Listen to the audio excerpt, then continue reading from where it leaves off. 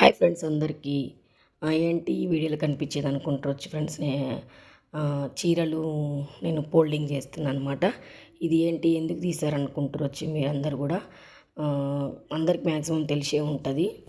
చీరలు కొంచెం హైట్, ఒక చీర మించి ఒక చీర పెడుతుంటాం కావచ్చు. కొంచెం హైట్ పెడతా కొద్దిగా ఒకటి గుంజేలోపు ఇంకొకటి కింద పడుతుంటుంది అనమాట. ఒక బ్లౌజులు కూడా అలాగే అనమాట. స్టెప్ బై స్టెప్ పెడుతుంటే ఒక బ్లౌజ్ గుంజపోయితే ఇంకో బ్లౌజ్ అయితే కింద పడుతుంటుంది. అలా కాకుండా అయితే నేనైతే చీరలోనే బ్లౌజ్ పెట్టి అయితే సెట్ చేసాను అనమాట. అందరికైతే మ్యాక్సిమం తెలిసే ఉంటుంది ఇలా పెట్టుకోవడం అయితే. నీట్గా కూడా ఉంటుంది, ఫోల్డింగ్ కూడా బాగుంటుంది. చీర బ్లౌజ్ ఒక్క దాంట్లోనే ఉంటుంది, మంచిగా తీసేది కూడా ఈజీగా ఉంటుంది అని అయితే నేనైతే ఇలా తీసాను అనమాట.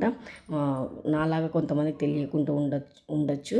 అందుకోసం ఈ వీడియో అయితే అందరికీ యూజ్ అవుతుంది అయితే నేనైతే ఇలా తీసాను. నేనైతే చీరలు అయితే స్టెప్ బై స్టెప్ అయితే 2 వరుసలు అయితే పెడతాను అనమాట. బాగా హైట్ వచ్చేది ఇంతకుముందు నాకు. అయితే నేను ఒక చీర లాగేది పోయి ఇంకో చీర కింద పడుతుండేది అనమాట. ఎప్పుడు ఆ కబోర్డ్ అసలు క్లీన్గానే ఉండకపోయేది అనమాట. నాకు అసలు నచ్చకపోయేది.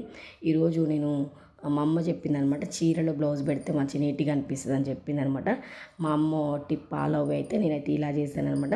ఇప్పుడు బ్లౌజుల ప్లేస్లో 3 స్టెప్పులు చీరలు అయితే నేను సెట్ చేసి మంచిగా పెట్టాను. ఇప్పుడు నీట్గా కనిపిస్తున్నాయి. చీరలు తీసుకోవడంలో కూడా ఈజీగా ఉంటుందని అయితే మీకైతే ఈ టిప్ అనేది యూజ్ అవుతుందని అయితే నేనైతే తీసాను ఫ్రెండ్స్. ఓకేనా? మీకు నచ్చితే అయితే ఒక లైక్ చేయండి ఫ్రెండ్స్. ఓకేనా? బాయ్. మరి అందరు